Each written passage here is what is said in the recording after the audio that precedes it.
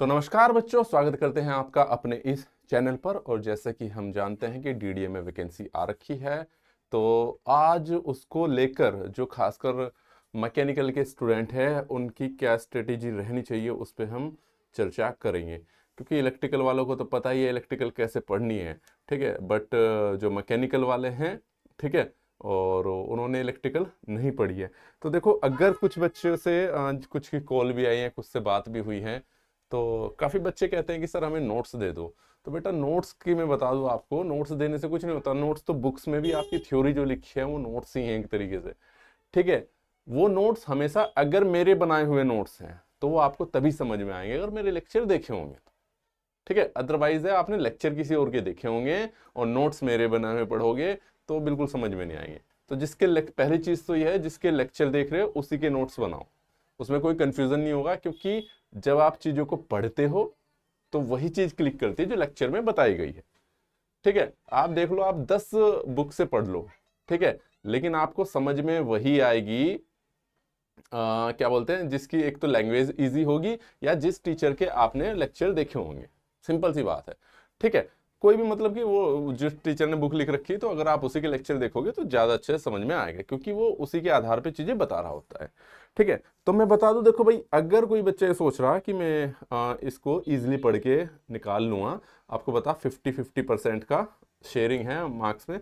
अगर 50% आपका इलेक्ट्रिकल आएगा, 50% आपका मैकेनिकल आएगा। तो अगर आपको ये गलत फहमी है कि मैं ऐसे ही पढ़ के निकाल दूंगा, अगर आप गूगल पे भी सर्च मारोगे टफेस्ट ब्रांच ऑफ इंजीनियरिंग तो इलेक्ट्रिकल निकल के सामने आएगी भाई, ठीक है। तो उसके कॉन्सेप्ट आपको पढ़ने ही पड़ेंगे, बिना कॉन्सेप्ट पढ़े या नोट्स पढ़ के चीजें समझ में नहीं आएंगी, ठीक है। और लेक्चर पे मैं इसलिए जोर दे रहा हूं क्योंकि जो हमारा 10-15 साल का भाई पढ़ाने का अनुभव है, हमें पता है कि बच्चा कहाँ गलती करता है, कि इस पॉइंट से इस तरीके का सवाल आएगा कि और इसको इस तरीके से भी पूछा जाता है।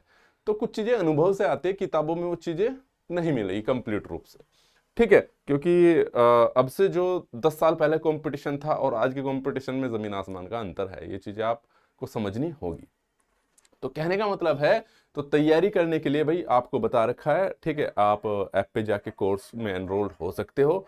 दूसरी चीज ये बताना चाहूंगा कि जब आप थ्योरी लेक्चर देख लेते हो, तो एक दो बच्चे का कमेंट भी आया था और बुक के लिए प्रेफरेंस पूछ रहा था वो, ठीक है। तो मैं काफी दिन से क्लास इसलिए नहीं ले पा रहा था क्योंकि मैं एक डाटा बना रहा था आपके लिए, एक सुटेबल बुक, ठीक है, और कि जो आपके बिल्कुल सिलेबस के आधार पे बनी हो और सिलेबस के पैटर्न पे बनी हो।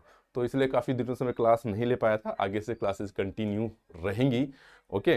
और क्योंकि मेरा थोड़ा दिमाग ऐसे ही रहता है, जब मैं एक चीज़ में लगता हूँ तो बस फिर मैं चाहता हूँ कि वो चीज़ पहले कंप्लीट कर दूँ, दो जगह दिमाग भागता नहीं है, ठीक है। और उससे डिस्ट्रैक्शन भी रहता है, थोड़ा रूटीन भी टूट जाता है, और थोड़ा फिर बीच में दिवाली हो गई, थोड़ा सा बिजी भी हो गए, तो इस वजह से बीच में थोड़ी क्लासेस का गैप रहा, ठीक है। बट मैं बता दूं, इस दौरान आप लोगों के लिए मैंने काफ़ी मेहनत की और उसमें क्वेश्चंस अच्छे अच्छे जो आपके जूनियर इंजीनियर के आधार पे क्वेश्चंस हैं, प्रीवियस पेपर हो या अलग अलग बुक के रेफरेंस से क्वेश्चन मैंने लिए हैं। काफ़ी अच्छी जो मतलब कि देखो आपके पास काफ़ी बुक्स होंगी मार्केट में, नाम नहीं ले रहा हूँ मैं, लेकिन काफ़ी ए लेवल की हैं, काफ़ी IES लेवल की हैं, ठीक है, गेट लेवल के हैं। तो उनसे भी जो सुटेबल क्वेश्चंस हैं जेई लेवल के, वही क्वेश्चन मैंने इस बुक में रखे हैं। ज़्यादा हाई लेवल के क्वेश्चन नहीं डाले हैं, क्योंकि हमने जो प्रीवियस पेपर का एनालिसिस किया है उसमें ज़्यादा टफ भी क्वेश्चन नहीं आए थे, बेसिक कॉन्सेप्ट के आधार पर क्वेश्चन आए थे, ठीक है। तो दूसरी चीज ये है कि भाई देखो, ऑलरेडी सिलेबस में डिस्कस कर चुका हूं डीडीए का, और उसमें क्या है, आपके पास एसएससी जेई का उन्होंने जो है सिलेबस ले रखा है, कंप्लीट एसएससी का ही कॉपी मार रखा है। तो एसएससी जेई के हिसाब से ही आपको तैयारी करनी है भाई, ठीक है। मैं पहले ही बता चुका हूं, ये ही उसका सिलेबस में पुरानी वीडियो में डिस्कस कर चुका हूं, ठीक है। और मैं बुक का कंटेंट बता दूं, ये आपके लिए प्रैक्टिस करने के लिए बेस्ट बुक है।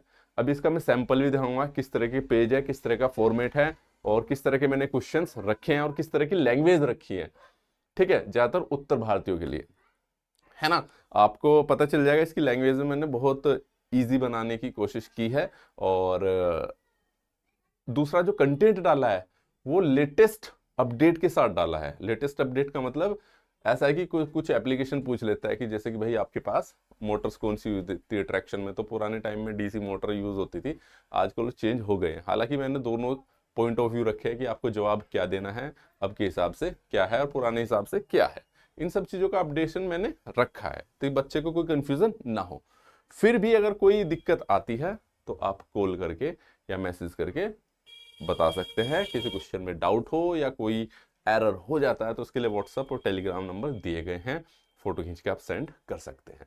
ठीक है, तो सिलेबस में ऑलरेडी डिस्कस कर चुका था, अब इसके कंटेंट की बात करते हैं। तो कंटेंट को मैंने किस तरीके से डिजाइन किया है, तो भाई आपके पास टोटल मिला के अगर मैं बुक की बात करूं, basic electrical machine, power system, utilization of electrical energy, estimating, costing, और आपके पास मेजरमेंट और बेसिक इलेक्ट्रॉनिक्स, इस 7 पार्ट्स में मैंने इसको रखा है। 7 पार्ट में यही आपके पास एसएससी जेई का भी सिलेबस है, यही आपका डीडीए जेई का भी सिलेबस है। ठीक है, और जो इसका कंटेंट है वो भी मैंने इसी हिसाब से डिजाइन किया है। ठीक है, ये हमारे नंबर दे रखे हैं, इसमें आपको बुक्स जब देखोगे आपको मिल जाएंगे इंग्लिश और हिंदी भाषा में। खास बात यह है कि इंग्लिश और हिंदी दोनों भाषा में रखी गई है, और साथ में एक्सप्लेनेशन भी इसका दिया गया है। डिप्लोमा बीटेक लेवल के एग्जाम के लिए ये काफी कंफर्टेबल बुक है। तो अगर आप देखोगे बेसिक कॉन्सेप्ट है, बेसिक कॉन्सेप्ट में रेजिस्टेंस, इंडक्टेंस, कैपेसिटेंस, ठीक है, और बैटरी, पॉलीफेज, ये सब सॉरी मैं दूसरे चैप्टर पे चला गया, एनर्जी वगैरह, इन सब के क्वेश्चन है। डीसी सर्किट में आपके ओम्स लॉ और नेटवर्क थ्योरम से रिलेटेड क्वेश्चन है।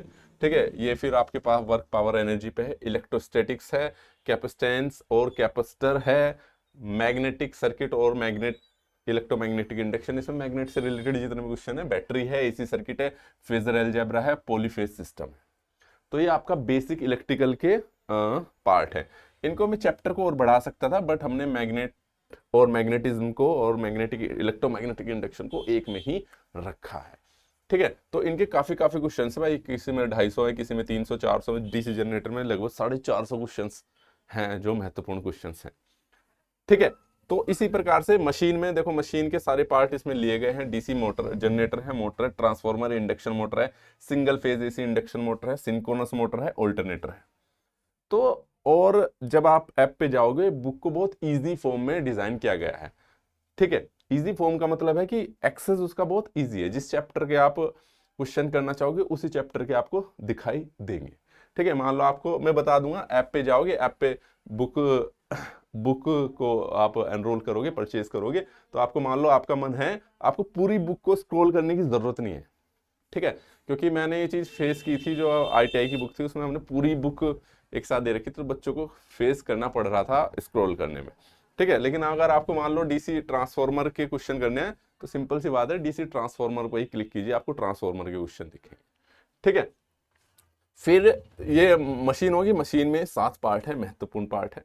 ठीक है, और ये हो गया पावर सिस्टम। तो मेन जो क्वेश्चन है आपके पास इन 3 पार्ट से ही बहुत ज्यादा आ जाते हैं भाई आपके पास। ठीक है, पावर सिस्टम में हमने अलग अलग कैटेगरी बनाई है, जनरेशन, ट्रांसमिशन एंड डिस्ट्रीब्यूशन से। ठीक है, और स्विच गियर है, इसमें अंडरग्राउंड केबल्स है। क्लियर भाई, इसी प्रकार से हमने यूटिलाइजेशन ऑफ इलेक्ट्रिकल एनर्जी है, और इसमें ट्रैक्शन भी हमने डाल दिया है। आपके पास अब यूडब्ल्यू हो गया, कुछ जगह ट्रैक्शन आ जाता है, कुछ जगह ट्रैक्शन नहीं आता, लेकिन हमने इसमें ट्रैक्शन के क्वेश्चन रखे हैं। आपके पास इल्यूमिनेशन है, हीटिंग है, वेल्डिंग है, इलेक्ट्रोलिसिस है, इलेक्ट्रिक ड्राइव है, और इलेक्ट्रिक ट्रैक्शन है, जिनसे क्वेश्चन आपके पास आते हैं। ठीक है भाई, और एस्टिमेटिंग एंड कोस्टिंग में, एस्टिमेटिंग कोस्टिंग के मिक्स क्वेश्चन हैं। ठीक है, जो आपके पास ज्यादातर पूछे जाते हैं, उनसे रिलेटेड बता रहा हूं मैं। फिर इसी में अर्थिंग भी है, वायरिंग भी है, आईई रूल्स और वायरिंग दोनों के क्वेश्चन इसमें रखे हैं। ठीक है, ज्यादातर थ्योरी क्वेश्चन है, वो थ्योरी के सारे क्वेश्चन इसमें अवेलेबल हैं भाई।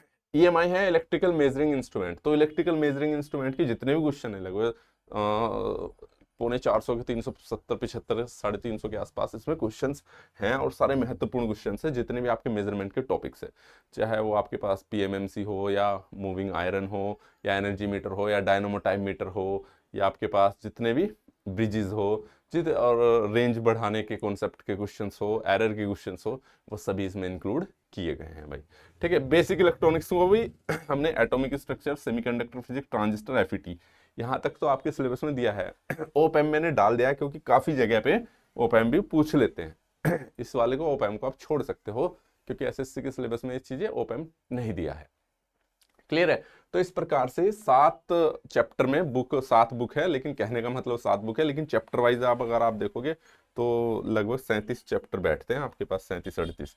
ठीक है, मैंने ऐड नहीं किया है, लेकिन ऑलमोस्ट इतने ही बैठ रहे हैं, क्योंकि जब मैंने फाइल अपलोड की थी आपके ऐप पर तो 37 फाइल्स आ रही थी।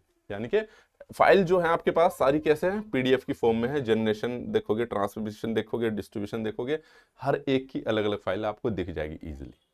ठीक है, तो जो फोल्डर भी डिजाइन है आपका बहुत इजी है। वो पहले बेसिक इलेक्ट्रिकल के नाम से, फिर बेसिक इलेक्ट्रिकल में क्लिक करोगे तो मान लो आपको एसी सर्किट पढ़ना, तो एसी सर्किट पे जाइए, आप उसे क्लिक कीजिए, एसी सर्किट की ही पीडीएफ मिलेगी आपको।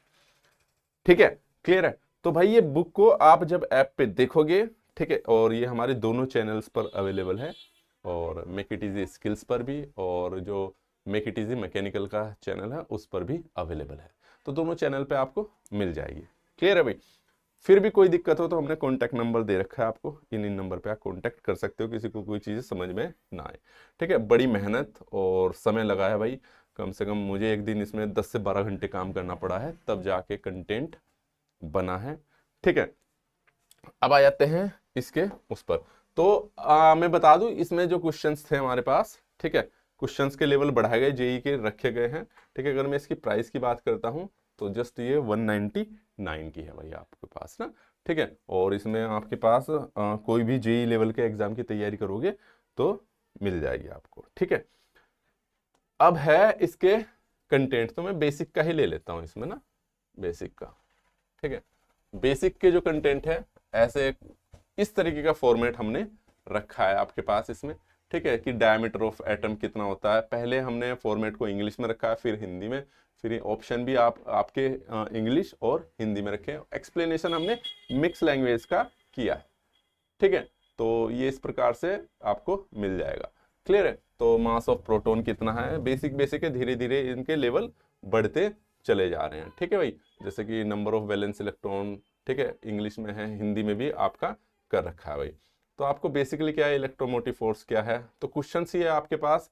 ठीक है, पुराने भी आए हुए कर रखे हैं हमने, और काफी बुक से रेफरेंस भी ले रखे हैं जो जेई लेवल के बहुत ज्यादा महत्वपूर्ण हैं। तो पूरी की पूरी आपको एक बेहतरीन तैयारी करने को मिल जाएगी यहाँ से। ओके भाई, तो ये क्वेश्चंस हैं जैसे कि आपके पास, ठीक है, इंग्लिश और हिंदी, और साथ में सॉल्यूशन के साथ दे रखा है भाई। क्लियर है। तो कहने का मतलब ये है कि उन बच्चों के लिए है जिनको एक्सप्लेनेशन मैंने हिंदी में ही रखा है, जिनको इंग्लिश में क्वेश्चन हिंदी इंग्लिश और ऑप्शन भी हिंदी इंग्लिश दोनों में, एक्सप्लेनेशन को मैंने मिक्स इंग्लिश लैंग्वेज में रखा है। ठीक है भाई, तो काफ़ी जगह आपको ये देखने को मिल जाएगा। तो कहने का मतलब ये था कि अगर आप तैयारी कर रहे हो, ठीक है, बुक से, तो कॉन्सेप्ट वाइज पढ़ने का एक तरीका है भाई, मैं बता दूं, जो भी बच्चे मैकेनिकल के हैं या इलेक्ट्रिकल के हैं, ठीक है, वो कॉन्सेप्ट पढ़े। मान लो आपने ट्रांसफॉर्मर पढ़ लिया तो इसके ट्रांसफॉर्मर में जाइए, क्वेश्चन कीजिए ट्रांसफॉर्मर के। ठीक है, ये तो मैं बस यहाँ पे दिखा रहा हूँ आप लोगों को फॉर्मेट के लिए भाई। ओके, तो क्या था आपके पास, तो पढ़ने का एक ही तरीका अब आ जाते हैं। ये तो हो गया बुक के बारे में, ठीक है, और ये बुक का इंट्रोडक्शन वगैरह आपको मिल जाएगा। कहने का पढ़ने का तरीका देखो, सबसे पहली चीज है भाई, इसी सीक्वेंस में पढ़ना, ज्यादा कुछ करने की जरूरत नहीं। अगर ये आपने 2-3 चीज बेसिक इलेक्ट्रिकल पढ़ लिया और मशीन पढ़ लिया, फिर आप इसके बाद पावर सिस्टम ये वगैरह सब पढ़ सकते हो, लेकिन ये पहले बेसिक इलेक्ट्रिकल और मशीन ये पढ़ना बहुत ज्यादा जरूरी हो जाता है। क्योंकि पावर सिस्टम भी आप तभी पढ़ोगे जब वहां पे आप, मान लो पावर सिस्टम में जनरेशन पढ़ रहे हो, जनरेशन भी आपका ऑल्टरनेटर से हो रहा ना, तो ऑल्टरनेटर आप यहाँ पढ़ चुके होंगे। ओके, ठीक है, तो बहुत सारी चीजें ऐसी हैं कि जो आपको मतलब कि बिल्कुल ऐसा नहीं है कि एकदम चैप्टर आपने सीधा मान लो यहीं से पावर सिस्टम से स्टार्ट कर दिया। कहने का मतलब ये है कि आपको सीक्वेंस में पढ़ना पड़ेगा, और बिना पढ़े नहीं होगा भाई। ठीक है, और उसके लिए आप कोर्स में एनरोल कर सकते हो, वहाँ पे मैंने बिल्कुल आपकी जो लैंग्वेज है वो बहुत इजी लैंग्वेज में पढ़ा रखा है। जो बच्चे क्या बोलते हैं एनरोल्ड है, आप उनसे पूछ सकते हैं। खैर ऑनलाइन में तो ये फैसिलिटी रहती नहीं कि पूछ पाए, ठीक है, बट मैं आप लोगों को बता रहा हूँ कि आप लोगों की प्रैक्टिस के लिए बुक है, आप इससे प्रैक्टिस कर सकते हो। फिर भी कोई दिक्कत हो, किसी तरह की कोई दिक्कत हो, प्रॉब्लम हो, तो उसके लिए फ़ोन नंबर दिए गए हैं। तो इस वीडियो में इतना ही। Thank you so much, all the very best.